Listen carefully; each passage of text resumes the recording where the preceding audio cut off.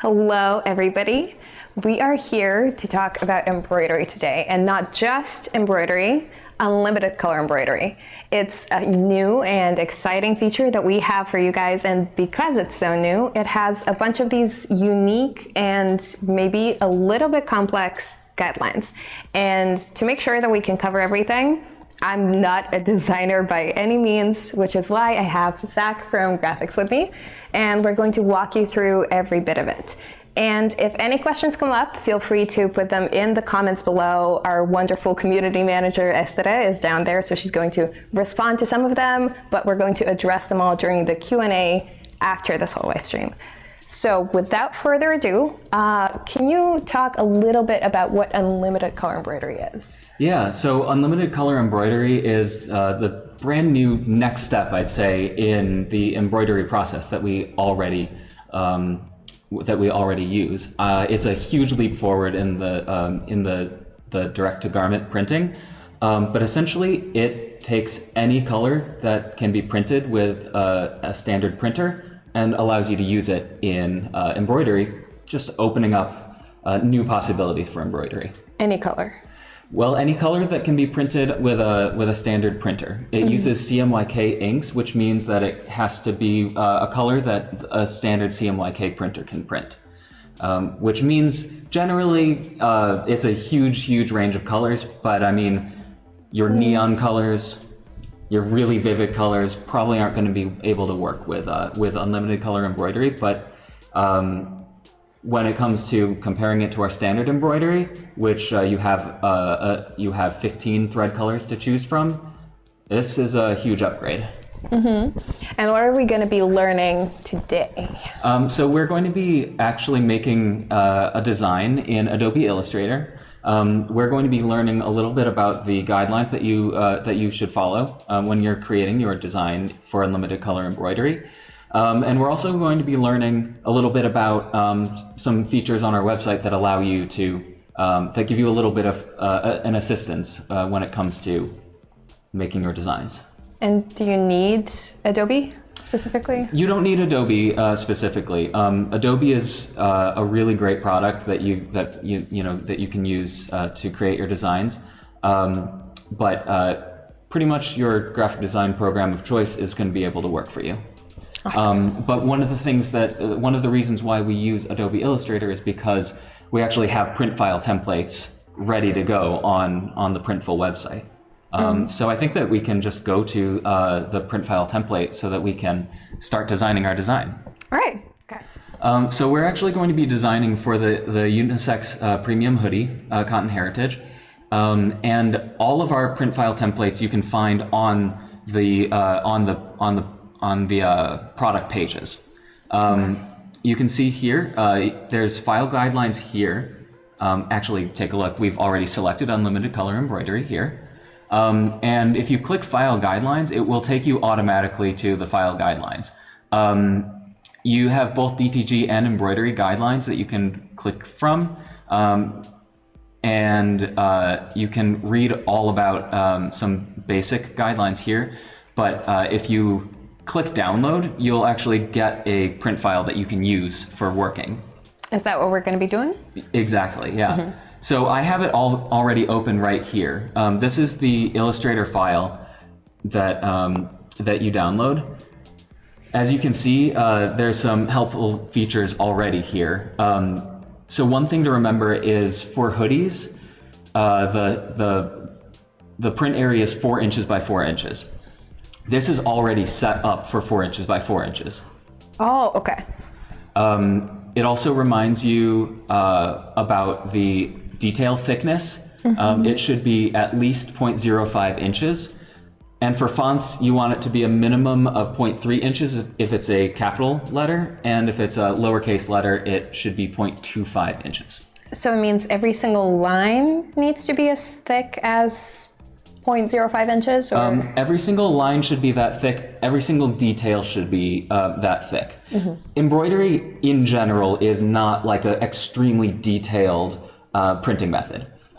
This is because it's done with thread going through fabric. It's going to be difficult to get anything like photographic or anything with distressed textures, anything that is a really, really detailed image is going to be difficult to embroider. This guideline is actually to avoid some lower quality results. There's a stitch called run stitch, which is essentially if you imagine taking a needle and thread and sewing it just a single line. That's what run stitch is. We will use that as an alternative to completely deleting really small details or really, really small text, but it doesn't provide really great results, which is why we recommend that the thickness should be at least 0.05 inches. And actually, one thing I really like to do when I'm designing is I like to have that already set up with a line segment. So you can see here, it's actually a pretty, it's not that huge of a detail. It's pretty small when it comes to this this whole large print area. I'm gonna make it red so that we can see it. All right, so that's how big the smallest detail should be in embroidery. I mean, that's pretty small, honestly. Like you can get kind of detailed things with that. Yeah. So I have that in the same layer as the Your Artwork Here layer, as you can see in the Layers tab here. But because I don't like to look at it while we're designing, I'm going to turn that off right now. And then let's start our design. Today we're going to make a cloud. I like clouds. Yeah, I think it's going to make a good outcome here. So in Adobe Illustrator, I'm starting with this large rectangular shape. And I'm going to start building out my cloud with some circles. And is there a reason why you're using these like kind of larger pieces to build it? So that kind of goes along with what we were saying about the details. Embroidery really works best when it is large, simple shapes, large simple shapes that can be easily stitched with the different fill techniques that we have. This would be stitched with what we call tatami fill, which is kind of like a chain-like structure that covers an entire area with color. And then we also have an outline technique called satin stitch, which uses like zigzag technique to go like to create thinner lines and letters and that kind of thing. So that's a nice cloud. And I'm going to use Illustrator's Pathfinder tool to merge these all together. And let's see. I'm going to make a little sun to shine through the clouds here. And I'm just so that I can see it, I'm going to change the color just a little bit. That's going to be our sun there. We're not sticking to these colors. No. Right. Okay. Although one thing with unlimited color embroidery, if you wanted to print something like this, in standard embroidery, you would have like a red and a maroon to choose from. This is already a good indication of what you can do with unlimited color embroidery that would differentiate it from standard embroidery. So I'm going to make a duplicate of this. I used Control and Alt, and because there's going to be some color shining through the cloud, I'm going to use the Pathfinder tool again to create the area that's shining through. That's so pretty. Okay, I actually even like this color setup as is. Thank you. And so I'm going to, you know what, I seem to have lost my line. There it is. That was my line for, oh, you know why I lost that line? It's because... On the same layer? Well, it's because I put it as, there's no stroke to it. And that was when I selected the color for the cloud. That happened. So I'm going to bring that over here. Actually, I'm going to make sure that that is the top layer here, so that we can see it. Right now, I'm going to create some outlines for this. Let's see. Let's just make black outlines for now. Well, it chose white. I didn't mean to choose that, but that's okay. And so we can see, I'm going to zoom in here a little bit. Actually, I do like black outlines so that we can see it against the background here. I'm going to go ahead and increase that line thickness so that it is about that right size. And actually, if you remember in the guidelines, when we downloaded them, it said that 0.05 inches was about 4 points for the stroke. And it matches, which is great. Exactly.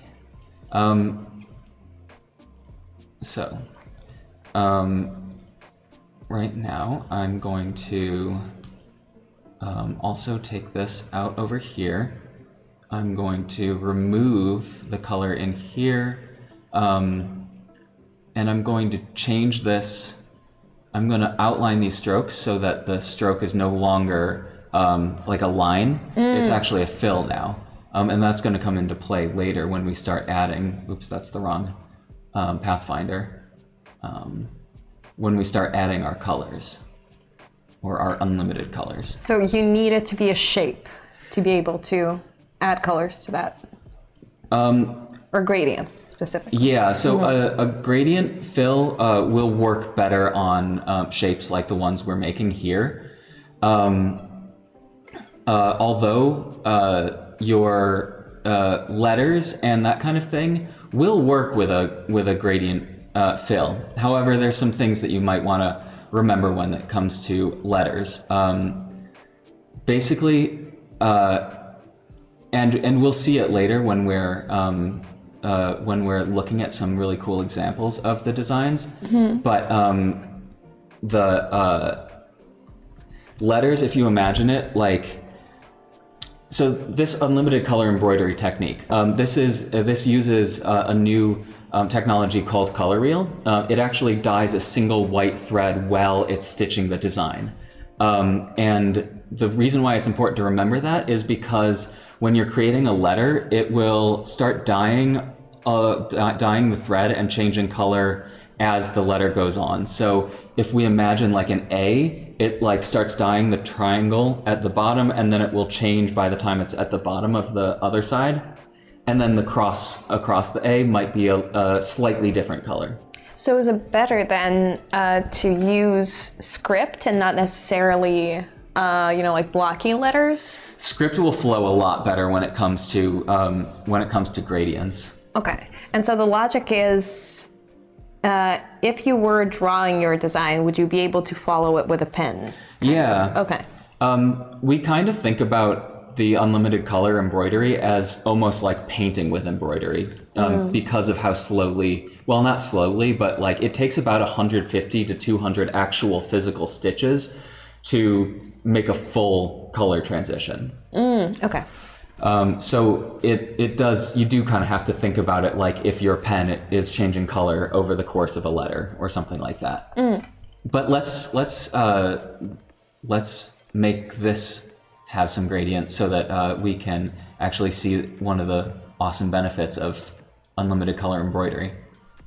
So I'm gonna make this cloud blue. Let's see, I'm gonna do like a light blue to a really light blue, like almost white gradient, something like that. And I mean, if you're working with 15 thread colors, I mean, that kind of subtle change would be absolutely impossible, which is one of the great things that we love about this new technique. Let's see, I'm gonna do an orange gradient here, an orange to red gradient.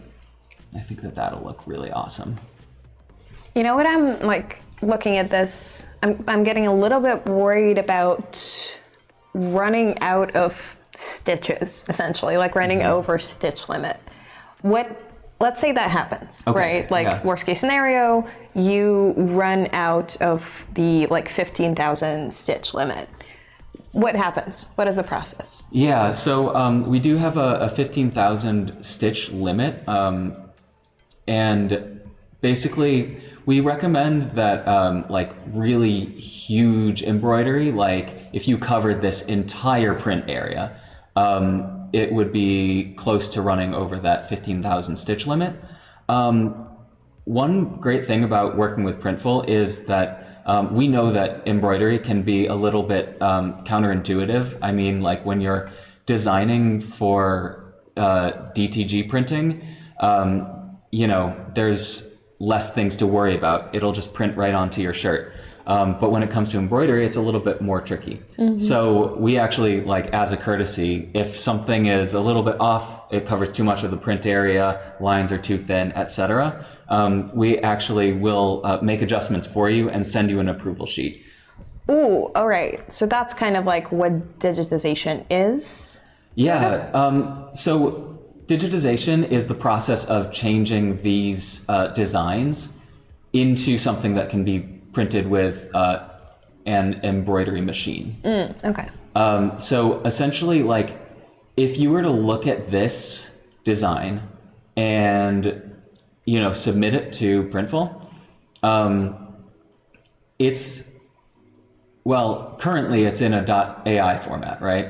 But we're going to actually export this as a PNG, which is the format that we recommend.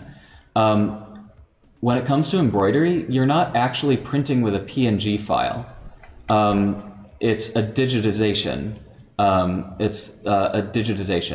That it has to go through the process of translating the PNG image to something like a set of instructions that our printers can understand. And especially with unlimited color embroidery, it uses algorithms and that kind of thing to make sure that the dye on the white thread is coming out at exactly the right placement. And so basically what will happen is that when you submit this, it gets converted into a file that the printers can read, and then it gets submitted. In a perfect world, if everything matches our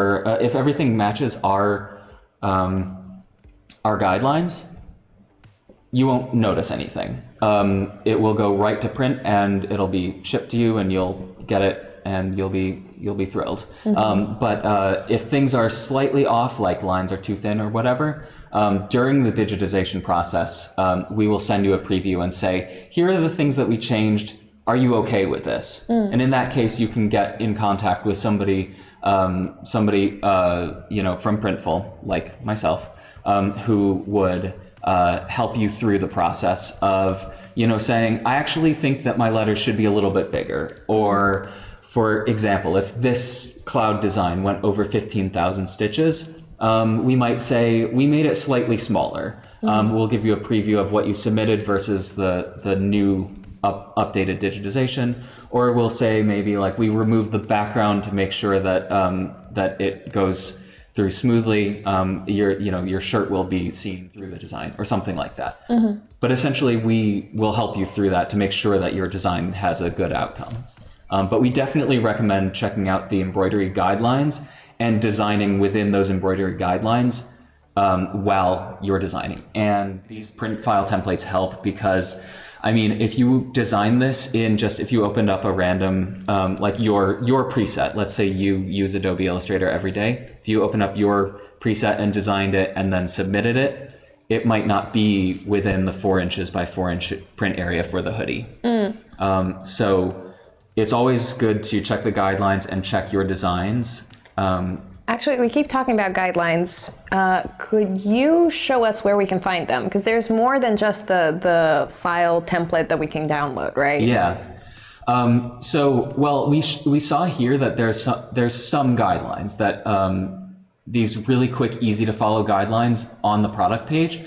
But if you want some more details, you can actually find the Printful creating the perfect embroidery print file. These are our guidelines, which run through, we already talked about the tatami fill, which is, this is what the tatami fill will look like.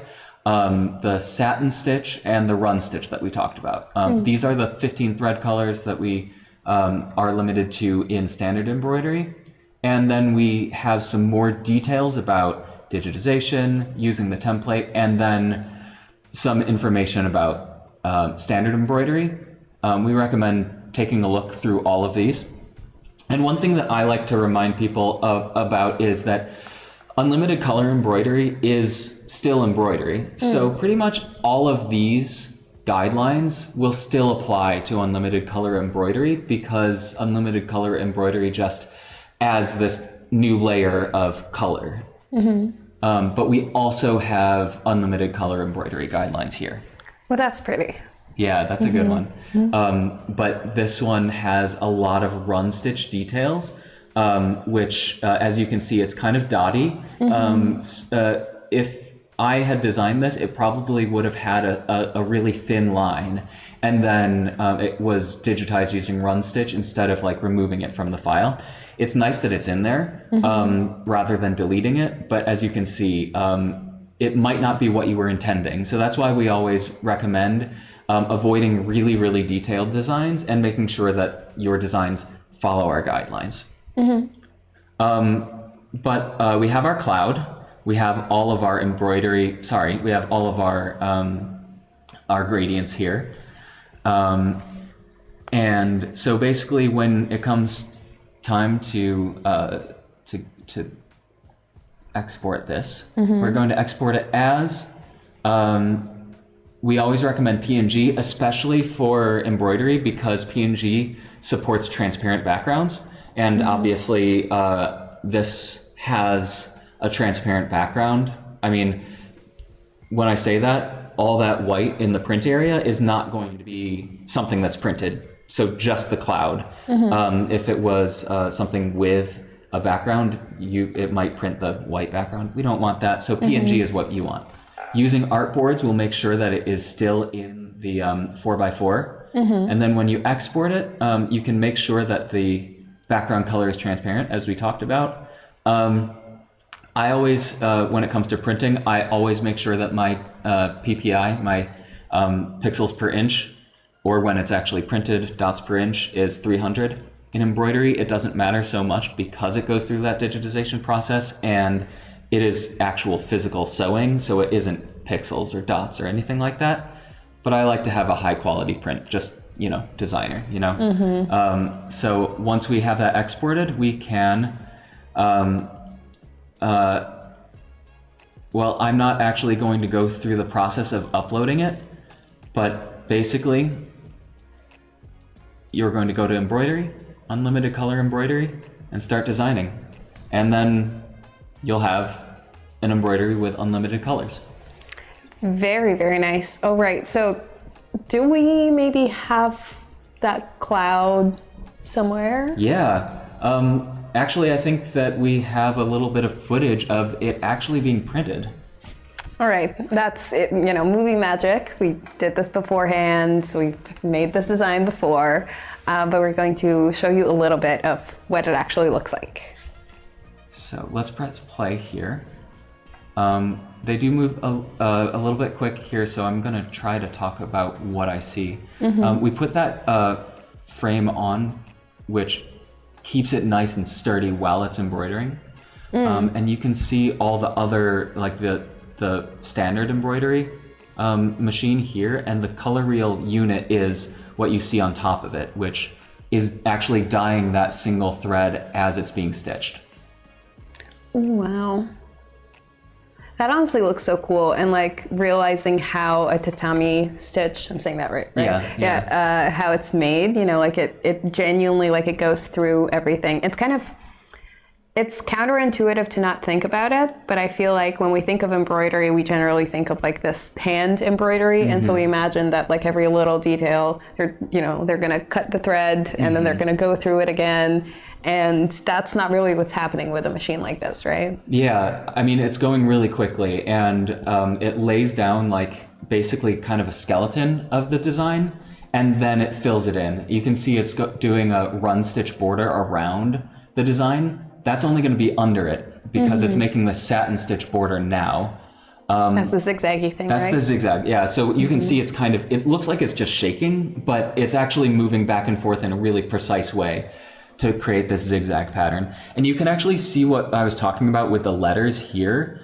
You can see how it's changing over the course of that satin stitch from a darker blue to a lighter blue.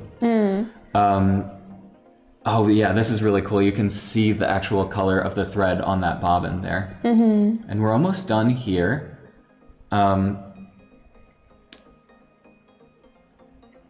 Nice, we cut that last thread and it's done.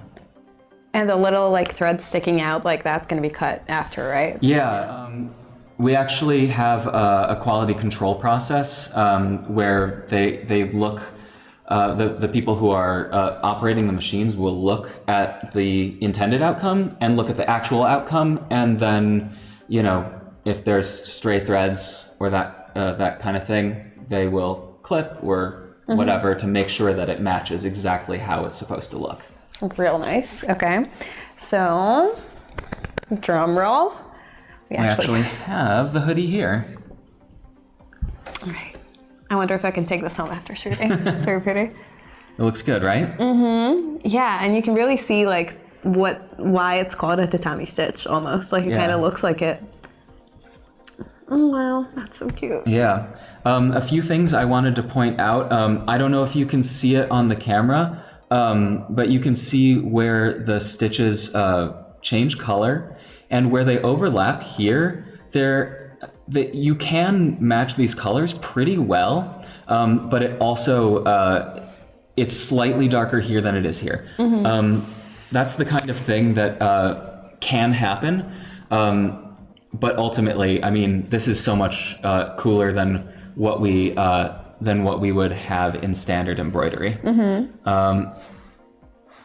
Right. I wonder if people can see, but like, it's honestly so cute too.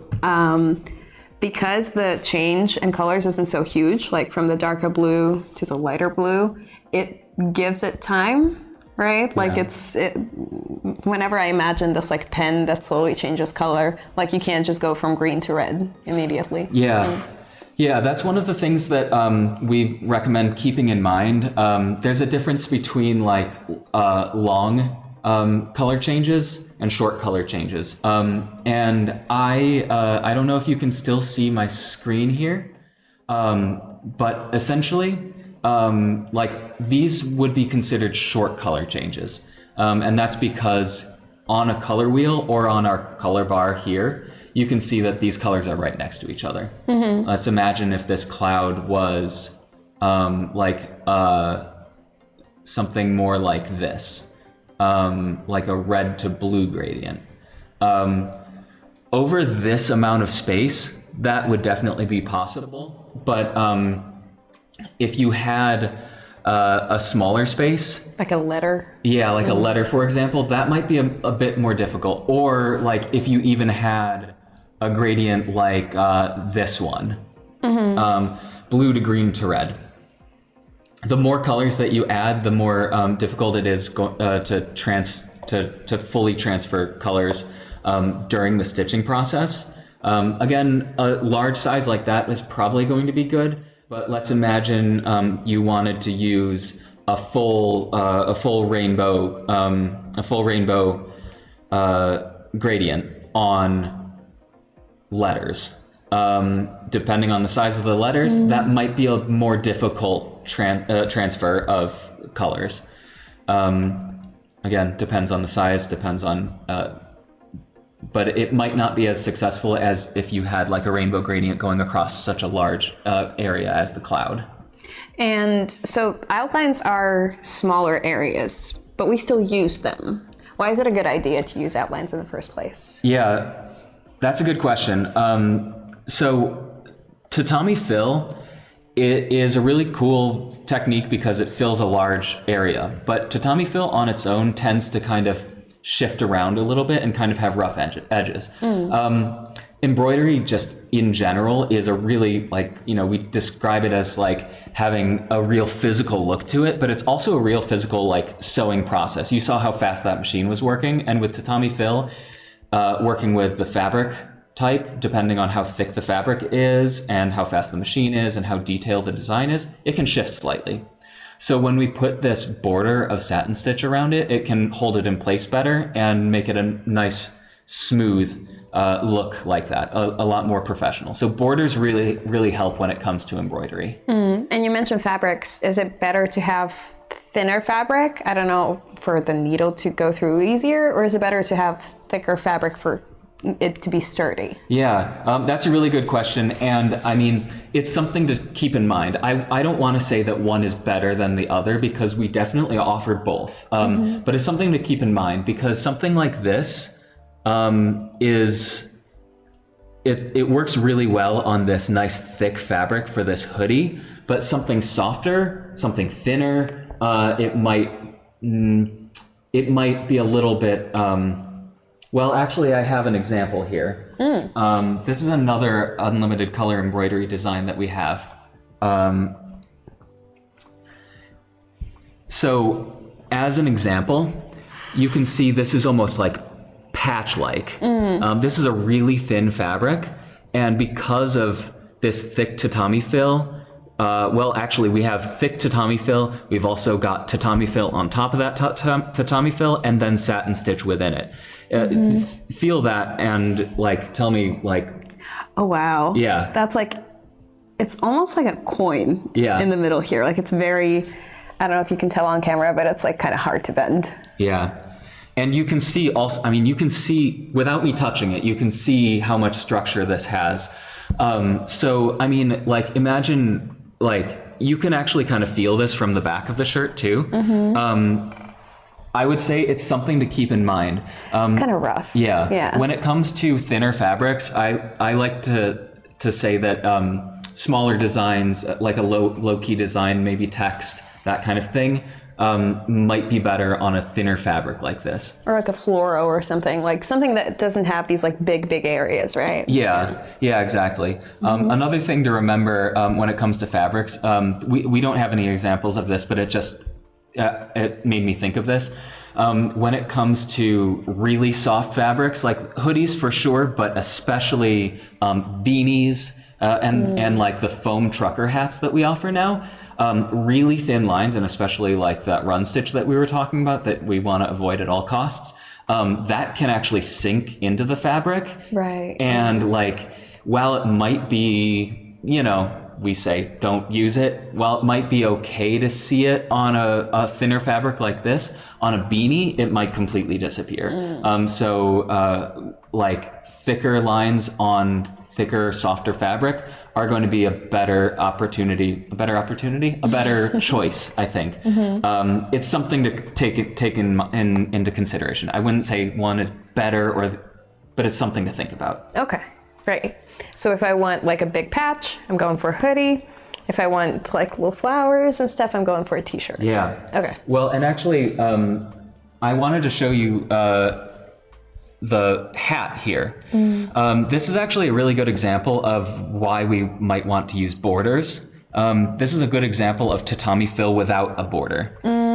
If I was wearing this just walking down the street, you might not notice it, but with our close-up here, you can actually probably see that the edges are a little bit rough. I think that this would have benefited with a border around it, but it would have looked more crisp, I guess, right? Yeah. I think so.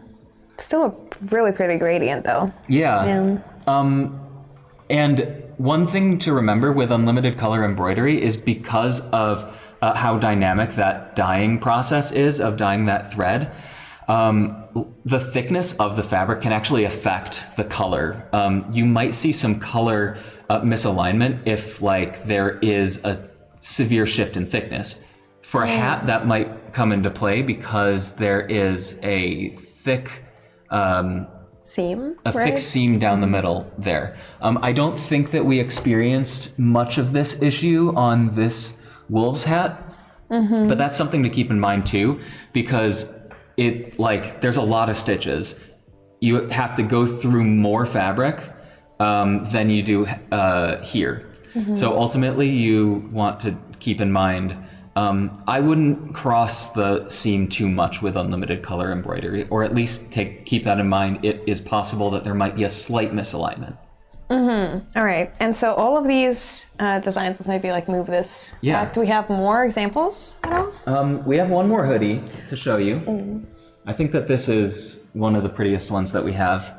Not to take anything away from the cloud that I made, but this one really shows kind of the range that we can get.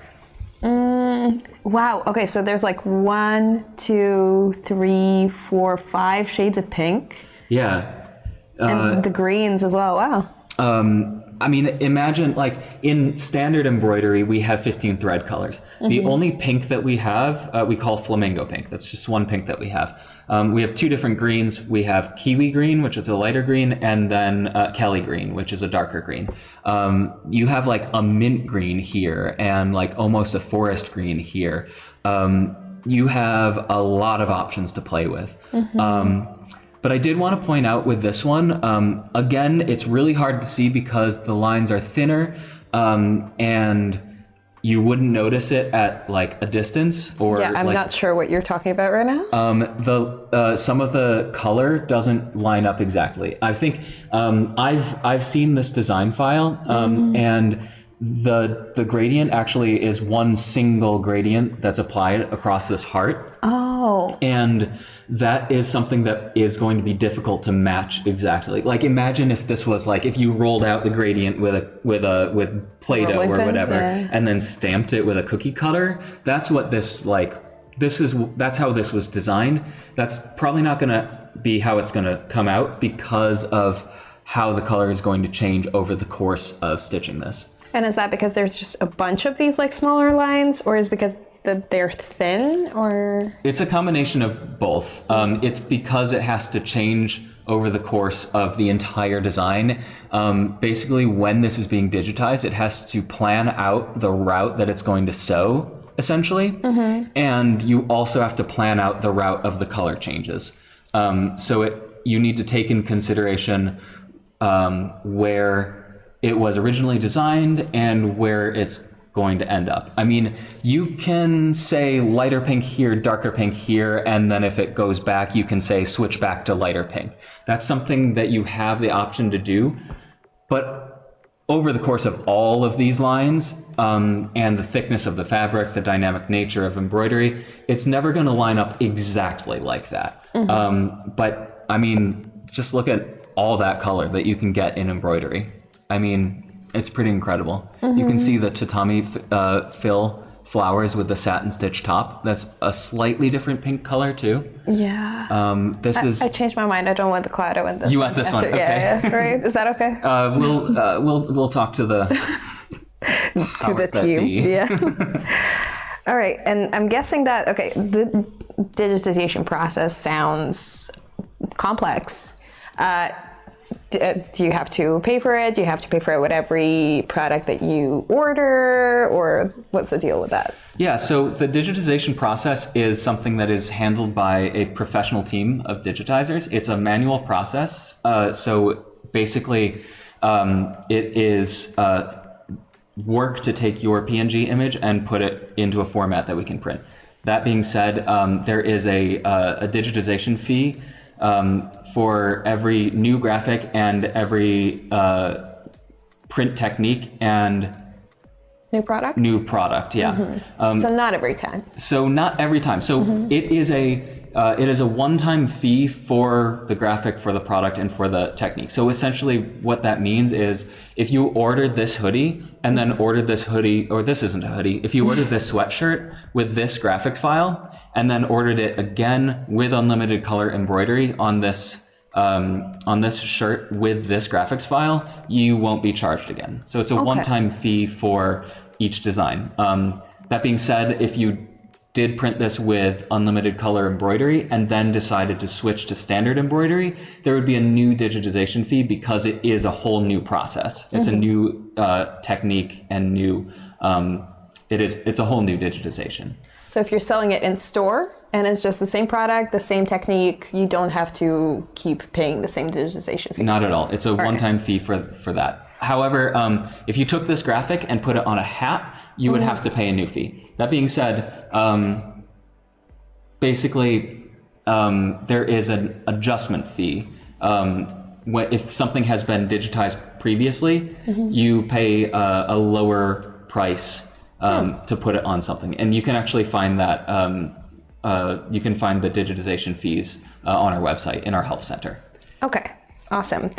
So do you feel like we've covered everything? Because I think we should start going into the comments a little bit. Absolutely. Right. I think so. I think we've seen how this technique can really boost your embroidery and the benefits of our new unlimited color embroidery. Right. I don't want to let this go. It's so pretty. This can stay here. Right. I haven't worked in retail in a long time. I can't just like speak of that. Okay. So we have quite a few questions from the audience. So let's get into that. The very first question, I'm not sure if you know this. What brand of thread do you use? You know what?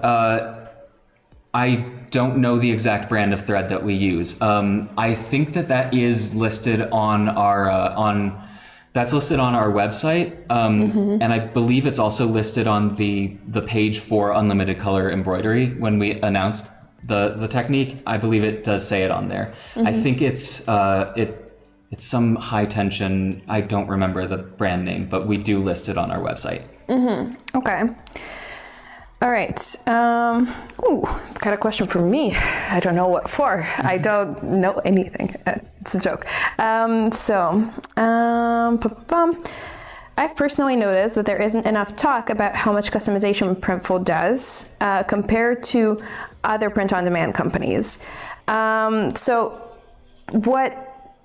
what I think this question is getting at, and the reason why I agree, is that we don't really, there's not that much talk about how, first of all, how huge unlimited color embroidery is as this new thing, right? Like, there's nobody else that does this. There's literally no other print-on-demand company that works with color reel, which is a completely new technology that would be able to achieve this result with embroidery.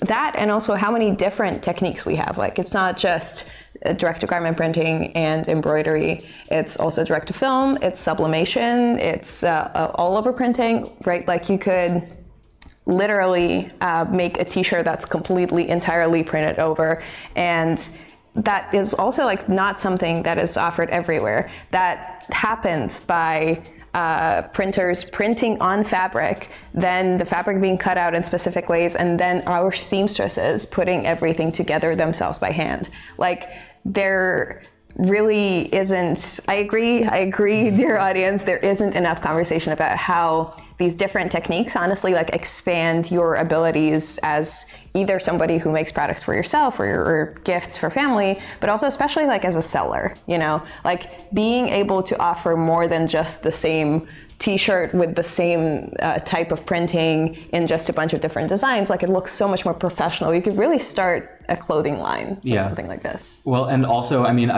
the last live stream that I did was to design an all-over print hoodie, and I mean, it really increases the like customization. Instead of just having a print area, you have the entire shirt. I mean, imagine like if you took this design and did like and did all over print track pants, like as a repeated pattern. You wear this hoodie and your track pants with the cloud on it. Cloud pants. Yeah, cloud like pants. That. Great. Okay, let's keep going. Okay, how thick of the design line do you recommend to prevent using the single thread technique? Yeah, that's a good question, and we actually answer it in our guidelines, both on the guidelines with the products and the creating the embroidery files page, and in the actual guideline that you download the print file template yourself. And we mention it everywhere because it's pretty important. 0.05 inches is the smallest that a detail should be. And when you're making text, 0.3 inches for capital letters and 0.25 inches tall for lowercase letters. So not 0.03, 0.3 text should be thicker, right? Taller. Taller. All right. So yeah, 0.3 inches tall is for capital letters, and those lines should still be 0.05 inches. So if you had like a really tall, if you had a really tall sans serif font that is really, really thin, it might still be designed using run stitch. Yeah. So we have it listed all over the place. We've got it listed right here on our guidelines. I'm not sure if that is something that you can see right now, but it is below the print file templates that you can download. And it is also listed in the print file template itself, which is, it's at the bottom. So this is something that's pretty important. So yeah. All right, let's see. Can you print real pictures? As in photographs, I'm guessing. Yeah, so that is a good question because like now we've really expanded the number of colors that we have available. And so you might think now's the time to embroider photographs. But as I mentioned before, unlimited color embroidery is still embroidery. So all like photographic images, they are way too detailed to be embroidered. And that isn't something that is a limitation with unlimited color embroidery.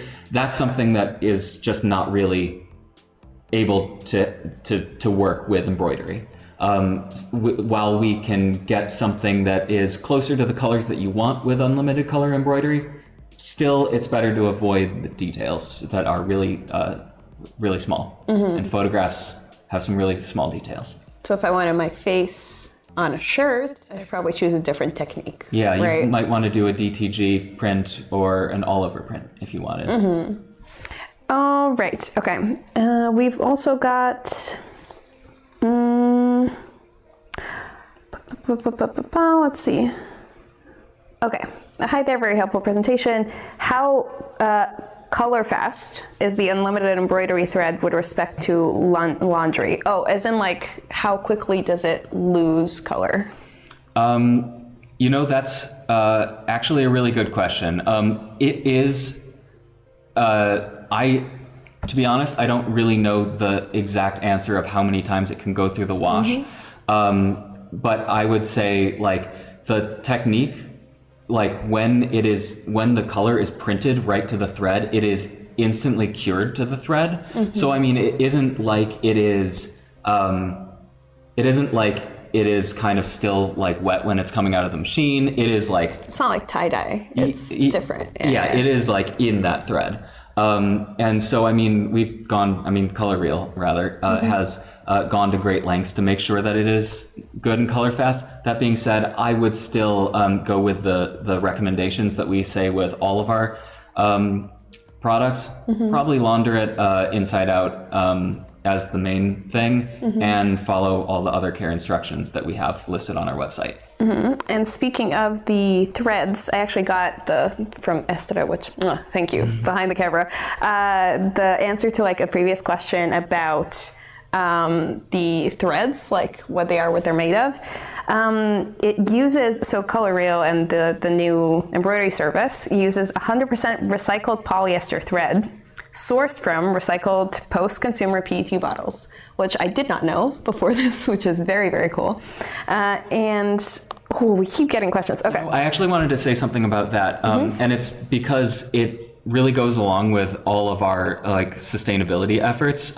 Like post-consumer thread is awesome, but one of the great things about this is the same thing that is great about direct-to-garment in the first place, which is instead of having like specific threads, this is like dyed as soon as it's being stitched, which goes along with our mission for sustainability. Yeah, so essentially like you don't have to have 15 different threads that are dyed all separately and then all of the leftovers are discarded because it's just a specific shade that you don't need.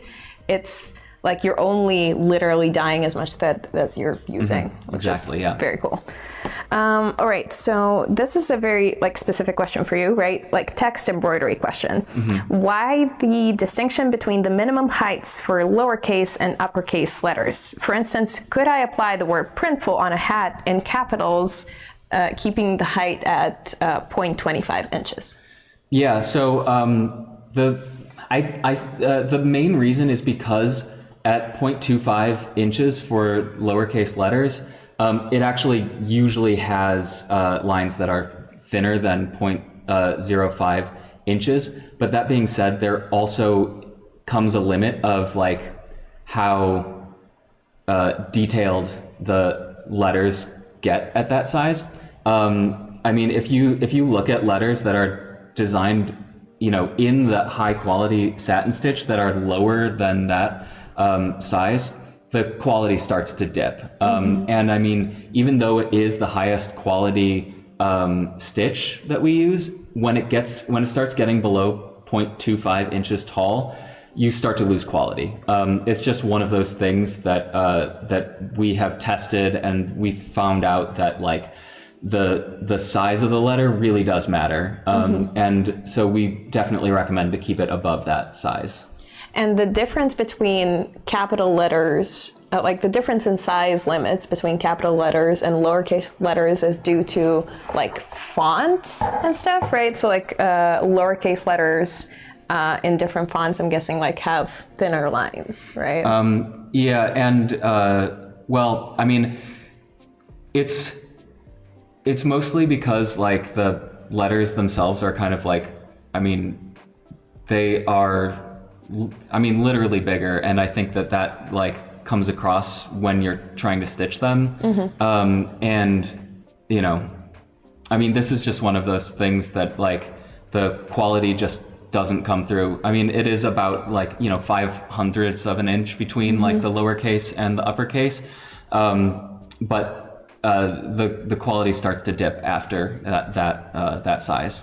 Okay, got it. Now, does arched lettering look okay on hats? Or do you recommend no arching for beanies or hats? That's a good question. I wouldn't say that there's any quality issue when it comes to arching letters. I mean, when it comes to embroidery, the simpler the better, for sure. But I wouldn't think that there was any issue specifically with arching letters. I feel like I'm guessing where the question is coming from is that like it stands out less, but I think if the letters are structured enough and thick enough, like it's going to look good no matter what, right? Like this is full of arches, and yet because it's so structured, like it still comes across and would come across on a beanie as well. Yeah. I would say though, one thing is that because it is a much more dynamic method, because threads kind of shift a little bit while being embroidered, if it's really super important that the letters are a specific position in an arch, it could maybe not be the best option. But I mean, like if you follow the guidelines with regards to size of the letters and line thickness, it should be a high quality print. Okay, awesome. And so I couldn't get a 3D picture printed on a shirt, or do you only make embroidery? I think that the question might be talking about 3D puff embroidery. Okay. So I don't have any examples of 3D puff embroidery here. So a few things to remember. 3D puff embroidery is a technique that puts foam underneath the embroidery. So it makes it literally pop out a little bit, which is a really cool technique for adding an extra pop to your embroidery. But when it comes to 3D puff embroidery, we actually only offer that on hats. We don't offer 3D puff embroidery on shirts or hoodies or anything like that. The other thing is that we haven't quite launched 3D puff with unlimited color embroidery yet. either. So that is not something, oh, I'm actually being handed a 3D puff hat. So this is a good example of that technique. You can see that it's physically raised off of the hat. This is not available on hoodies, and it's not available for unlimited color embroidery at the moment. And it does have its own quality guidelines that you can find on our website. The quality guidelines for 3D puff actually are because if you see, this is satin stitch. It isn't possible to stitch the tatami fill because of how many chain-like structure that it would take. So only satin stitch is possible for the 3D puff. So if the lines are too thin, it won't be able to hold the foam and create a high quality. And if they're too thick, the satin stitch lines will move around. Move around. Yeah, it's like if you spread just a jump rope or something like that too long, you'll see it sag. Same thing happens with the satin stitch. And that's why we don't recommend it being way too thick. But anyway, that is 3D puff. Really cool technique, but currently not available with unlimited color embroidery. But not like never, but well, maybe. We're always working on expanding our options. So keep an eye out, and we'll see. Okay, so I think that maybe should be it. We've been running for an hour, and we've pretty much gone through all the questions, so that's perfect. And I don't know, I personally don't have anything to add other than I'm going to be stealing a lot of stuff and bringing it back home. You can have this one, I'll take this one. Okay, that's a deal. All right, so thank you so much for watching. This has been super informative. If not for you, then at least for me. I've learned a bunch. Thank you so much, Stat. Absolutely, glad to be here. All right, and make sure to check out all of the guidelines. We're gonna have a bunch of links in the description, and this live stream is not disappearing anywhere. So once we're done, soon after, you're going to be able to rewatch this whole thing on our channel. So, like, subscribe, do all the YouTube things, and we'll see you next time. Bye.